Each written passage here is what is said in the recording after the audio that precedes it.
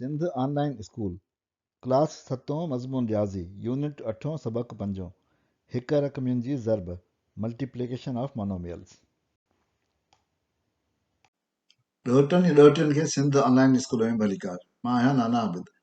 ॿारनि हिन सबक में असां हिक रक़मियुनि जी यानी मोनोमियल्स जी ज़रब यानी मल्टीप्लिकेशन जे बारे में सिखंदासीं। असांखे ख़बर आहे त मोनोमियल्स ॿिनि हिसनि मां ठहियल हूंदा आहिनि। हिकिड़ो उन में कोफिशेंट हूंदो आहे ऐं ॿियो हुनजो वेरिएबल हूंदो आहे।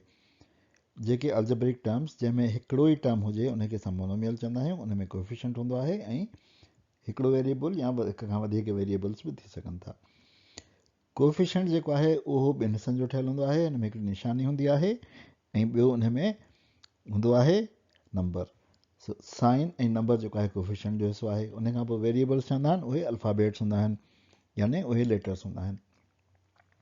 हाणे जेकॾहिं असां वटि ॿ मोनोमियल्स ॾिनल आहिनि त हर मोनोमियल में साइन बि हूंदी, नंबर बि हूंदो ऐं लेटर बि हूंदो।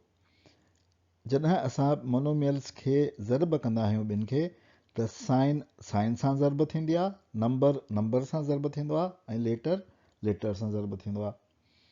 असांखे हिननि टिनी जे ज़रब जा क़ाइदा ख़बर आहिनि जेके असां हिकिड़ो दफ़ो वरी दुहिराए था वठूं। असांखे ख़बर आहे त निशानीअ सां ज़रब कीअं थींदी आहे, साइन जी कीअं ज़रब थींदी आहे। असांखे ख़बर आहे त जॾहिं लाइक साइंस हूंदियूं आहिनि यानी प्लस ऐं प्लस पाण में ज़रब थींदो आहे या माइनस ऐं माइनस ज़रब थींदो आहे त असांखे जवाबु जेको आहे उहो निशानी प्लस ईंदी आहे। पर जेकॾहिं अनलाइक साइंस हुजनि यानी पहिरें मोनोमियल में प्लस हुजे ऐं ॿिए में माइनस हुजे या पहिरें में माइनस हुजे ॿिए में प्लस हुजे यानी अनलाइक हुजनि, हिकु जहिड़ियूं न हुजनि निशानियूं, त असांजो जवाबु जेको हूंदो आहे उन जी निशानी माइनस हूंदी आहे। इहो असांखे ख़बर आहे, असां यादि करे वरितो। उन खां पोइ अचूं था हाणे असां नंबर ते। नंबर कीअं असां मल्टीप्लाई कंदा आहियूं। असांखे ख़बर आहे त असां जदवलूं या खोड़ा इस्तेमालु कंदा आहियूं। मल्टीप्लिकेशन टेबल इस्तेमालु करे असां अदद सां यानी नंबर खे नंबर सां ज़रब कंदा आहियूं। हाणे रहियो लेटर यानी जेके अल्फ़ाबेट्स हूंदा आहिनि उन्हनि खे असां कीअं कंदा आहियूं। अखरनि सां, वेरिएबल खे वेरिएबल सां या लेटर खे लेटर सां कीअं ज़रब कबो आहे। असां ॾिसंदासीं जेकॾहिं सेम बेस आहे यानी थी सघे थो लेटर जेको आहे उन में असां वटि का सघ बि हुजे। जेकॾहिं हिकु लिखियलु का बि सबक न आहे लिखियलु त उहा बि सघ आहे।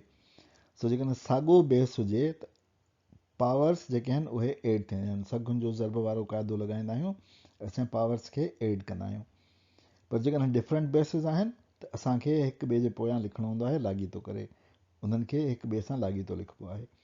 सो ही टे असांखे शयूं यादि करणियूं आहिनि त मोनोमियल्स जी ज़रब में साइन सां ज़रब थींदी, नंबर सां ऐं लेटर सां। निशानीअ खे ज़रब करण लाइ असां निशानीअ जे साइन वारा उसूल इस्तेमालु कंदासीं। लाइक साइंस असांखे प्लस ॾींदियूं आहिनि ऐं अनलाइक साइंस माइनस ॾींदियूं आहिनि। अददनि खे खोड़नि सां असां ज़रब कंदासीं ऐं अखरनि यानी अल्फ़ाबेट खे असां बेस जे हिसाब सां ज़रब कंदासीं ऐं उन्हनि खे प्रोडक्ट लॉ जेको आहे यानी ज़रब वारो क़ाइदो उन जे हिसाब सां कंदासीं। पहिरीं अचो त असां मोनोमियल खे मोनोमियल सां ज़रब कयूं। इन लाइ असां ॿ मिसाल हल कंदासीं। पहिरियों मिसाल आहे एक्सरसाइज़ 8.3 क्वेश्चन 1.5। उन में असांखे ज़रब करिणो आहे 6a² खे -5b² सां। हाणे सभिनी खां पहिरीं असां हिन में ॾिसंदासीं त असां वटि छा आहिनि, निशानियूं कहिड़ियूं आहिनि। हिन में निशानी प्लस आहे, हिन में माइनस आहे। सो असां अॻु में ई चई सघूं था त अनलाइक निशानियूं आहिनि, हिकु जहिड़ियूं न आहिनि, उन करे असांजे जवाब में निशानी माइनस थींदी। उन खां पोइ अदद असां ॾिसूं था त कहिड़ा आहिनि, त 6 ऐं 5 हिनखे असां खोड़ा लॻाईंदासीं त उहो 3 थी वियो। उन खां पोइ असां ॾिसंदासीं त जेको अल्फ़ाबेट कहिड़ो आहे। हिन में a² ऐं b आहे यानी a ऐं b ॿई आहिनि बेसिस, हिन में रुॻो b आहे। इन करे b जेको आहे उन्हनि जा पावर्स पाण में एड थींदा ऐं a खे कुझु कोन थींदो। a जो जीअं पावर आहे या जेका सघ आहे उहा उअं ई रहंदी। सो मां जेकॾहिं हिनखे लिखां, मां हिनखे अहिड़े तरीक़े सां लिखी सघूं था 6 × a² × b।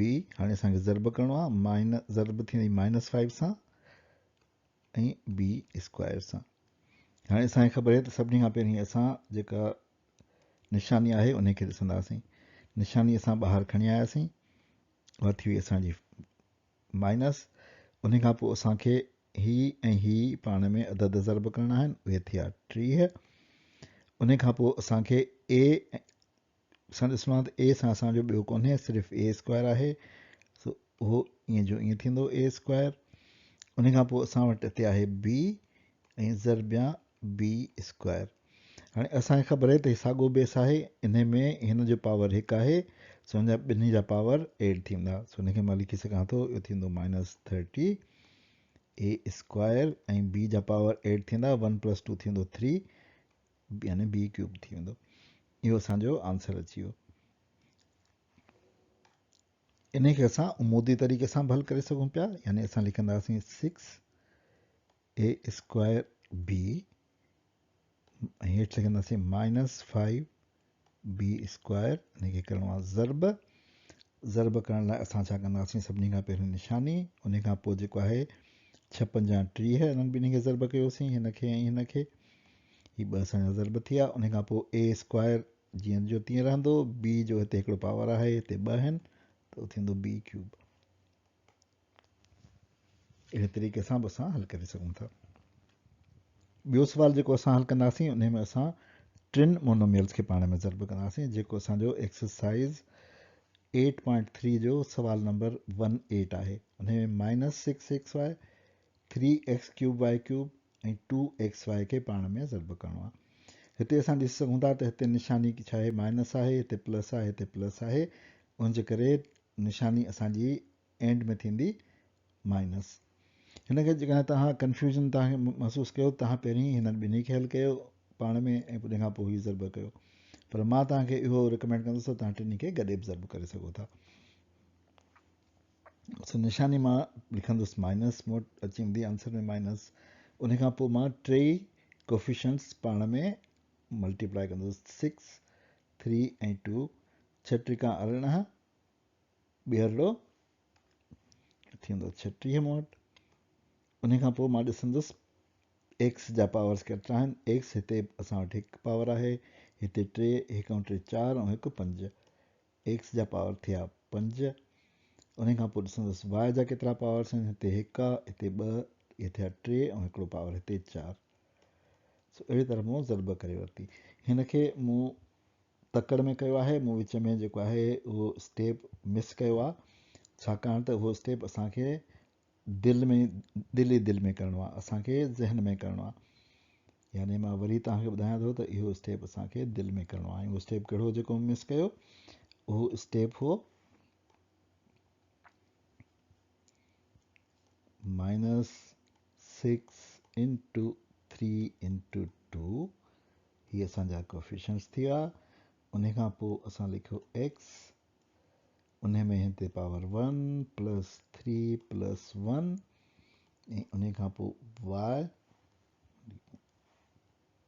उन जो पावर जेको आहे उहो थींदो एड कंदासीं। हिते पहिरियों जो 1 पावर हो, उन खां पोइ 2 पावर हो ऐं पोइ 1 पावर हो।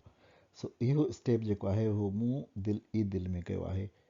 इनखे लिखण जी ज़रूरत मूं न सम्झी आहे। पर जेकॾहिं तव्हांखे मुश्किल थिए ऐं तव्हां ॾिसो त तव्हांखे यादि नथो बीहे या ज़बानी तौर ते तव्हां इहे एड नथा करे सघो, त तव्हां इहे लिखी बि सघो था।